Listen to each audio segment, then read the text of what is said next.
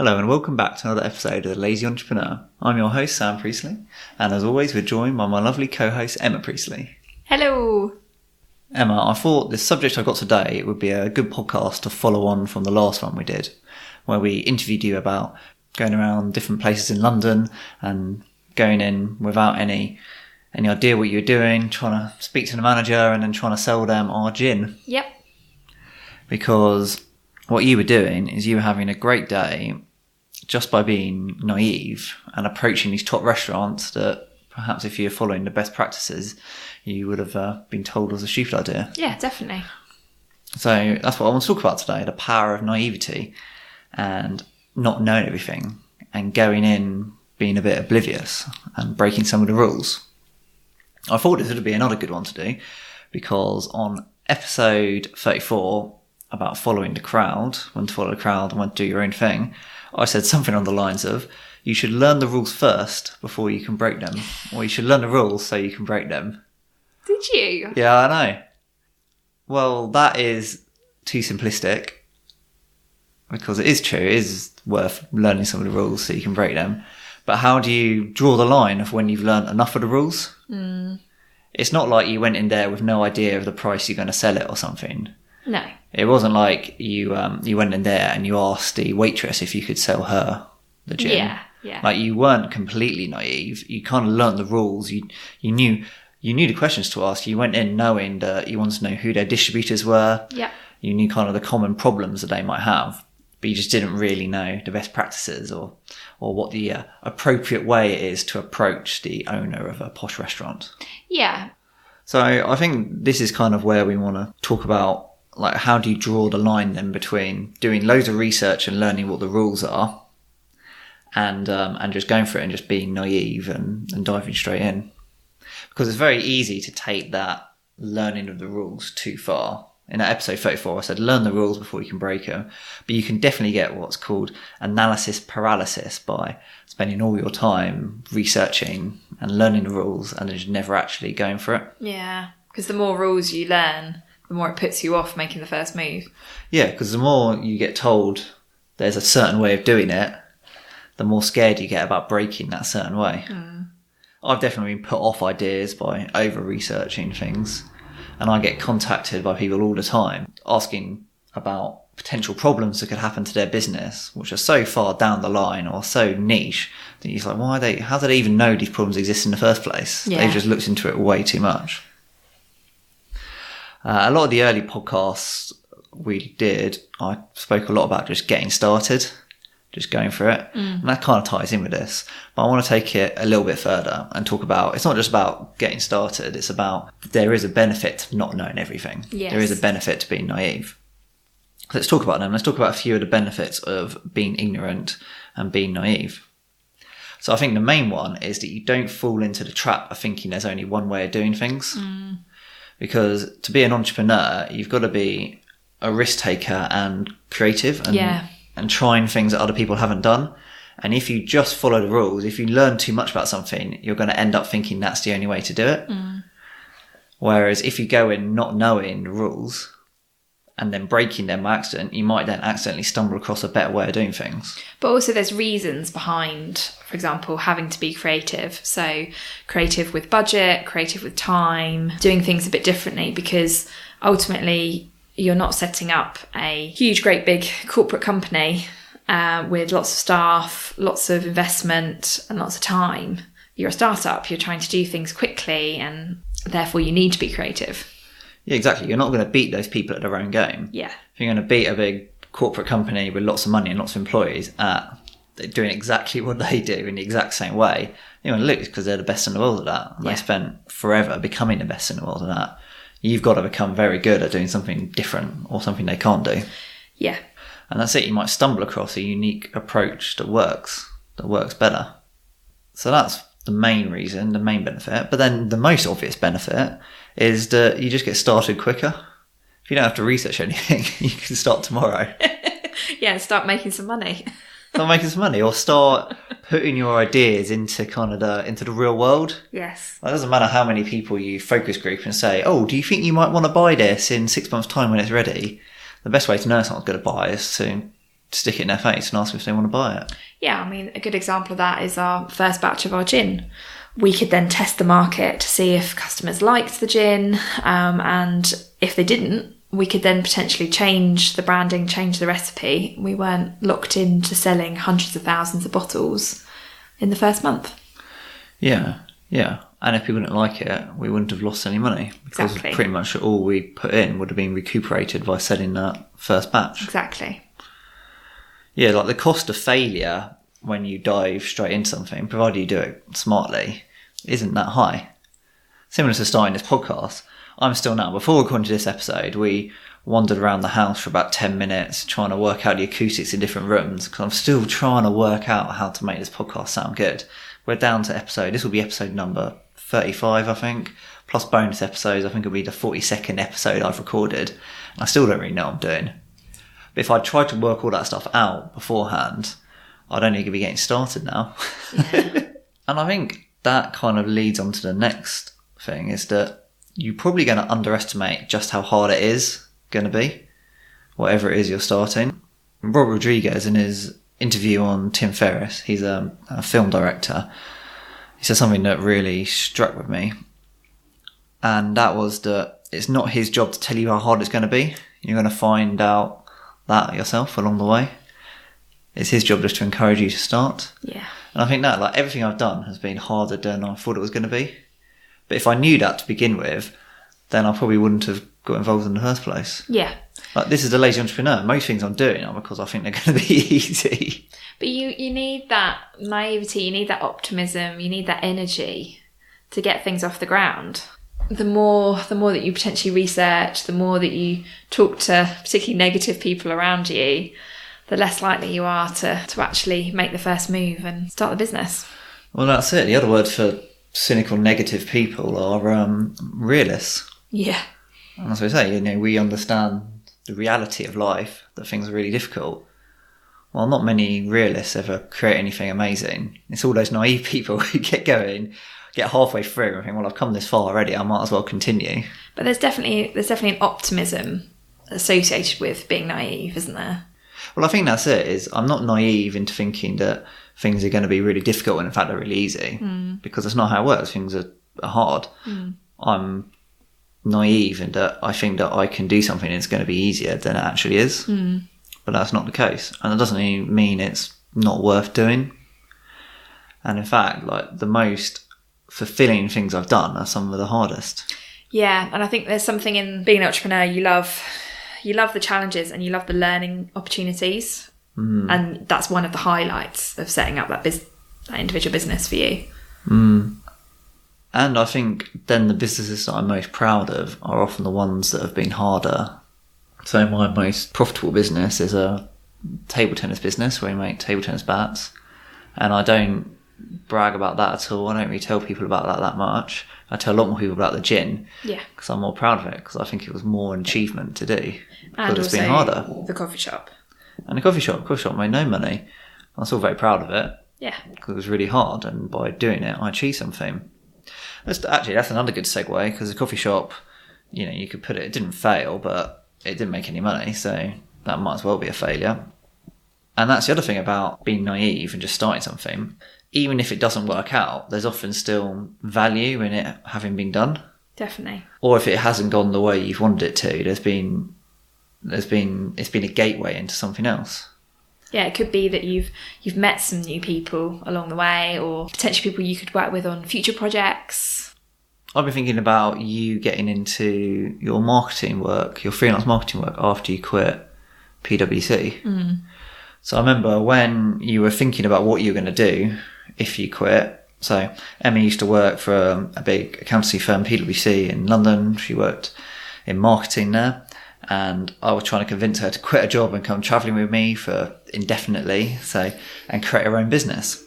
And Emma at the time had always been into food and drink and a few other things. And those were my kind of first ideas of stuff I thought that you should do. And the one that you settled on was the freelance marketing. And it's because it was a gateway from something you understood and knew well into this new life.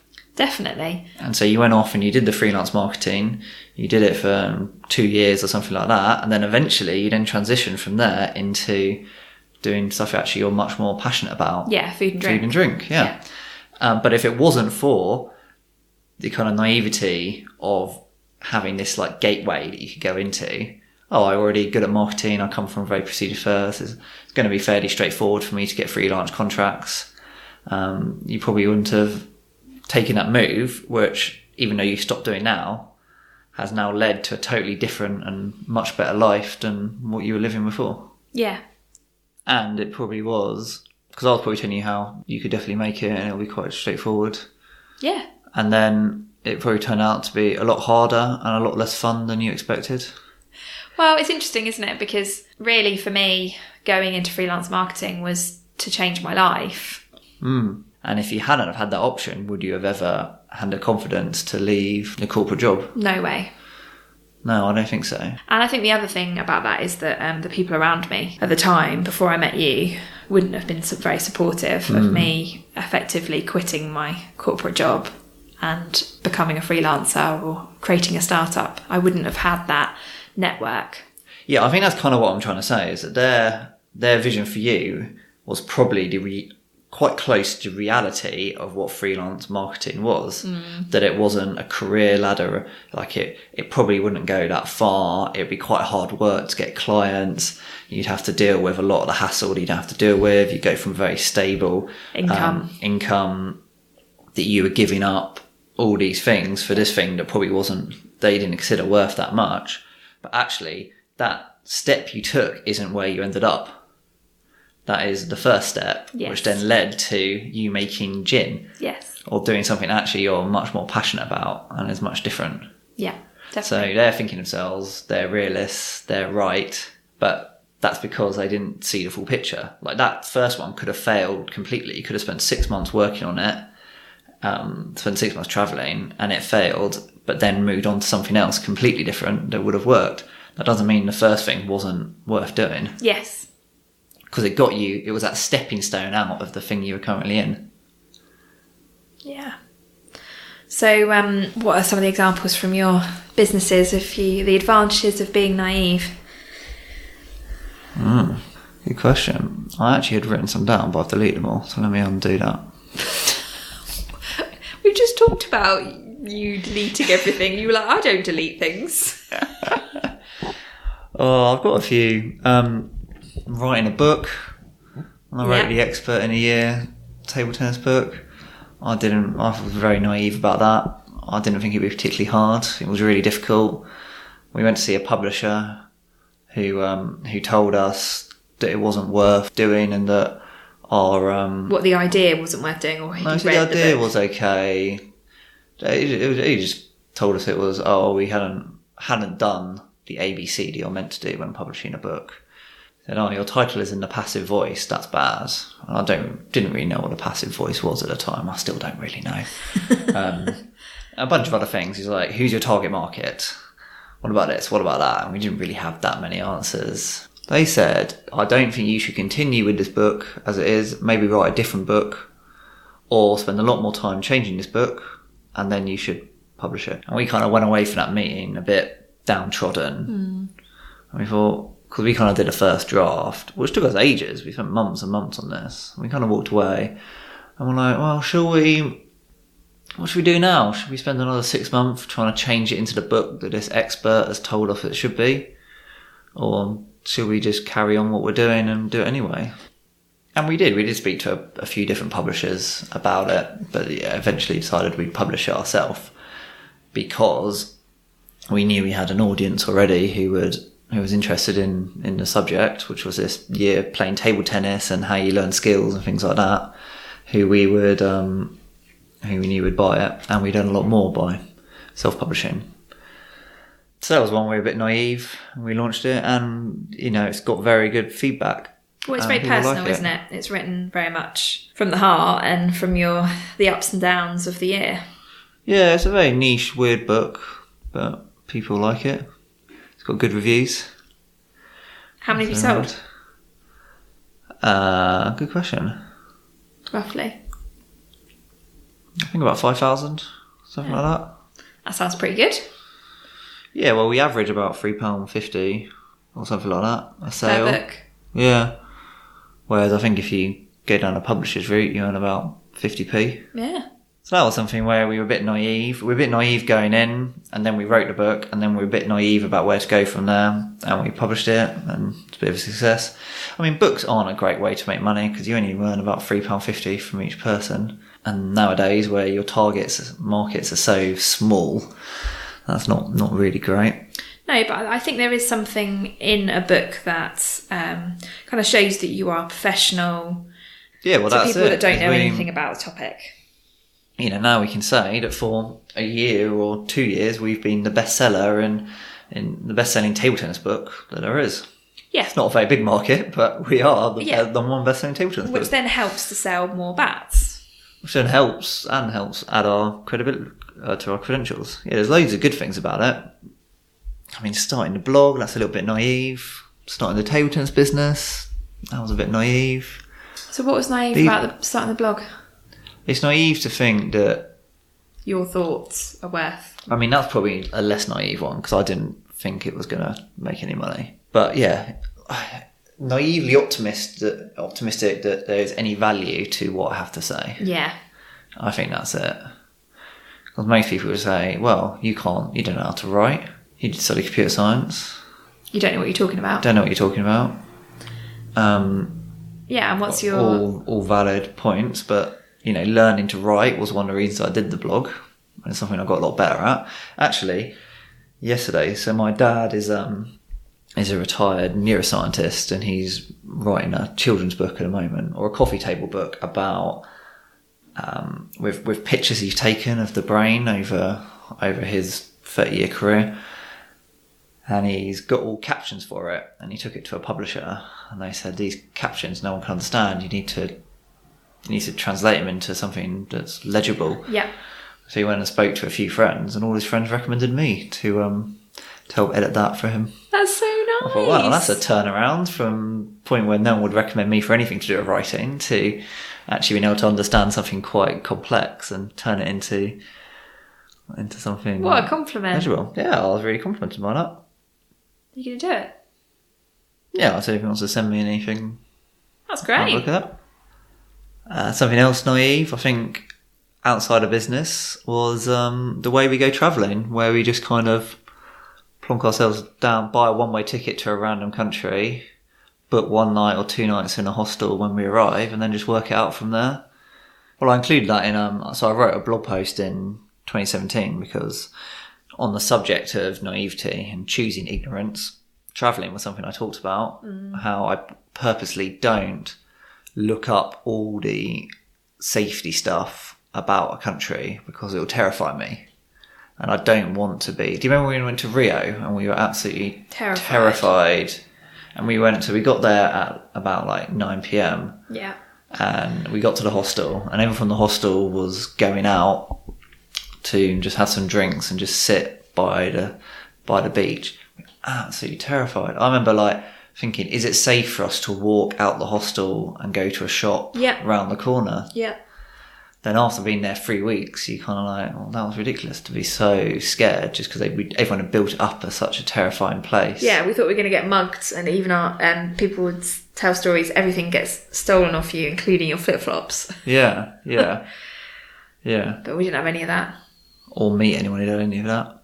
I also think it was quite naive of us to go travelling in the first place, to think that we were going to have a better life. Yeah, that's true. Any change like that, like why would you think this is going to be a better life? Yeah. There was definitely a grass is greener and a kind of rose-tinted view of what our day-to-day life was going to be travelling compared to working in London. Yeah. Or say moving here. Yeah. After we got a bit bored of travelling, we decided to move to Tunbridge Wells and live in a house and be adults and all that kind of thing. I mean, everything's been great, but nothing has ever been what I expected. Yeah, same. And I don't think any amount of research could have prepared me for what it was. And so not doing that much research probably wouldn't have made that much benefit.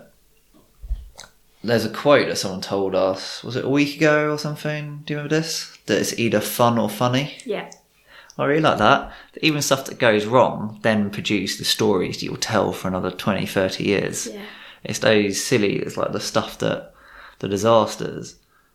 Make the best stories. The favourite episodes you like hearing on this podcast are where I tell a story about some ridiculous idea that we tried to do that just was never going to work and was just stupid. Well, there are many of those, Sam. Well, there are many of those, and if everything was very, very serious and made sense, it wouldn't really work out. The other thing I've been thinking about when it comes to naive optimism is how long everything takes. Yeah, like, can you remember how agitated you were us trying to launch the gin? Yeah, well, we started work on it in September and I wanted it out by Christmas. Yeah. How ridiculous is that? 3 months to launch, like to design a recipe, get all the logistics in place, do all the branding and everything and launch our own gin. And if you go back and read some of Sam's monthly reports from that time, you'll see how passive-aggressive he was getting, even in his blog posts, about how long it was taking. Oh yeah, I was getting really annoyed it was taking long. Yeah. And then we launched in June or something. But then if we go further back and we look at like the episode we did on starting a coffee shop, where I went from nothing to opening doors in whatever it was, 6 months or something. And that time I was getting really agitated. It was taking so long as well. I'm getting really annoyed. And I think about how something like that I would now go into and be like, oh, it'll probably take us 1.5 years to launch. What, Well, the probably- coffee shop? Yeah, I thought if I'm going to start a coffee shop now, it's probably going to take about a year. And what about the gin? About 1.5 years. If I'm doing the gin, yeah, you gotta book in like 9 months, something like that, to get started. Or the table tennis business. When I started selling table tennis bats, I think we launched our first product in 6 months from the idea to it being on sale. Now we're trying to release our 3rd generation, and I've been working on that for about 1.5 years, and it's still not ready to launch. And that's okay. But is it okay? Now that's the thing, because is it that being naively optimistic about time means that I'm always frustrated it's taking long, but it still is quicker Than it should be. than it should be. Have you heard of Parkinson's law? No. I can't believe I've talked about Parkinson's law before. This is one of my favourite little sayings. It's that the work expands to fill the time available for completion.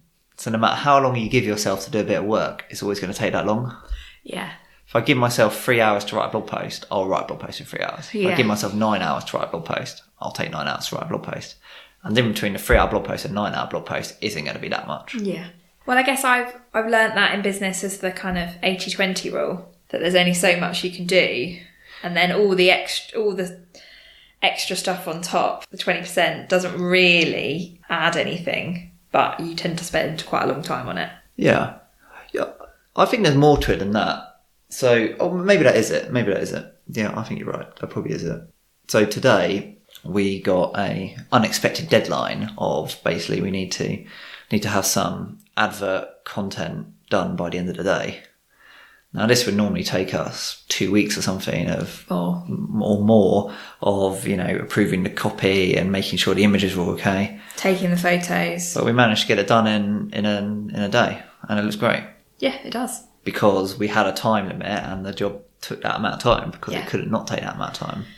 Yeah, I think if we'd added another 2 weeks, we wouldn't have had something that was that different.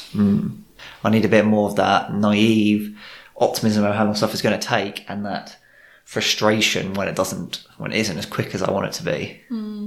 Like there's something about being unreasonable that actually gets you some results. Yes, definitely. And that can be unreasonable. They talk about people like Steve Jobs, this idea of a reality distortion field around them, where they ask for like impossible tasks. People just kind of get it done. Yes. Even though it's impossible, because they just kind of expect it, and then people somehow make it happen. And I think I need to get a bit more of that in what I'm doing these days. I used to have that where I thought everything would be easy, and then I worked on it and it turned out it wasn't easy, but I still managed to do it anyway, even if it took longer than expected. Now I think everything's going to be quite hard, and I plan out that it's going to be quite hard, and my expectations have hit. And then I'm still annoyed because stuff takes longer than I expect, even though I've given myself 3 times the time limit that I would have done 7-8 years ago. So you're saying your optimism and your naivety has gone down the older you get? I think so, yeah. Yeah, definitely less naive, more fearful, more lazy. I'm not more lazy. I'm exactly the same amount of lazy as I was. I'm probably less lazy than I used to be. I just now have an appreciation of how hard things are. Whereas before, I'd dive into challenges because I didn't think they'd be that difficult. Yeah, I think a good example of that is driving. Yeah, that's another one I talked about in that in that blog post from 2 years ago now, was that when I first started driving, when you first started driving at 17, you had all the confidence in the world. Yeah. I was never worried about breaking down or anything like that. And then after university, moved to London, then went travelling. So I had a 6-year period without driving. And then when we moved here, we got a car. And we were both a bit worried about driving, and still are to some extent. I'm still a bit more timid than I used to be. Like, you think about things, don't you? You get a little bit anxious. You say, what happens if I break down on the way? I'm going to be late for this. What happens if my phone runs out of signal when I'm halfway there? And then the sat-nav stops working. What happens? Blah, blah, blah, blah, blah. What happens if someone hits me and I'm late for this talk I'm giving or whatever it is? Like, you just think about all this stuff where there's not really much value in thinking about it. So do you think you should be more optimistic and positive, and do you think you're going the wrong way? Yeah, well... Or do you think there's benefit to being slightly less naive and optimistic? Because you're a bit more of a realist. Well, the benefit is everything is safer, more stable. More comfortable. But I'm starting to think comfort is overrated. Need a bit more of that fun or funny in my life. Yeah, I mean, that could summarise why we're going travelling again. Yeah, because we're planning on going travelling again in July. Complete change of life again. We've got very comfortable here. When I get back into grotty flats with cockroaches.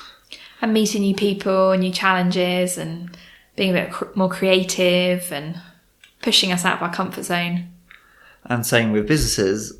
A podcast is a very safe business. Yeah, it's very stable. It's just me chatting to you. Yeah, whereas some of those businesses that you listed out in your New Year's podcast about the kind of, 4 or 5 different businesses you wanted to do in 2019, a lot of those were very risky. I mean, some extent doing a podcast, you've got to be a little naive because, as you say, the market's saturated, there's too many podcasts out there. At the same time, there's not really any downside to doing a podcast. Whereas a lot of these other ones, there is a downside if it doesn't really work out. This is the other thing, there isn't really that much of a downside. As long as you're not spending all your money and going into loads of debt, what is the downside of spending a lot of time and energy and passion on a business? There isn't really one. You're learning things. I believe that work is good for you, and that if you're working on something you're interested and passionate about, it's very healthy, even if it doesn't work out. The problem is if you end up in a position where you've got loads of responsibilities, both financially and to other people, promises that you can't or don't feel ethical to get out of, that you just can't deliver, that you've overextended yourself, that's where the problems come. Mm-hmm. But as long as you keep that in your sight, I think go for it. Take wild, optimistic swipes at ideas and projects that are ridiculous. So on that, do you have any tips or tricks to make people a bit more optimistic and a bit more naive in their business decisions? I think a lot of it is down to just getting started.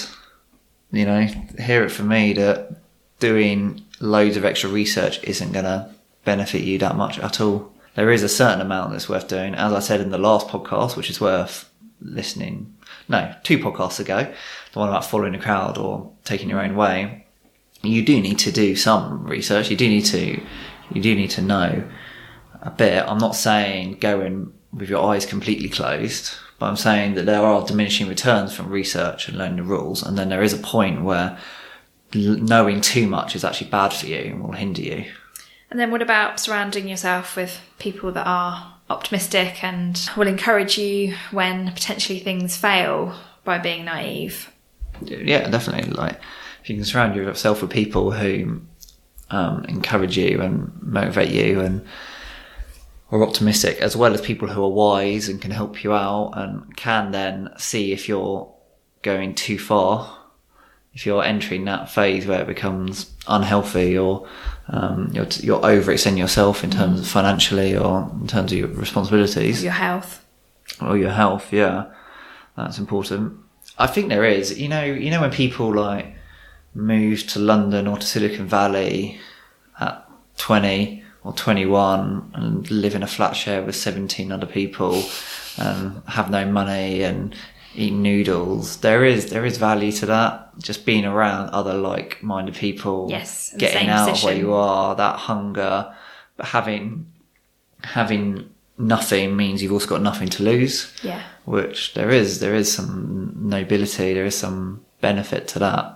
And yeah, if you can do it. I mean, you don't need to, if you're in a place where there aren't anyone who's like you. I'm not saying leave your family and move somewhere else, but if that's something you could do, then why not?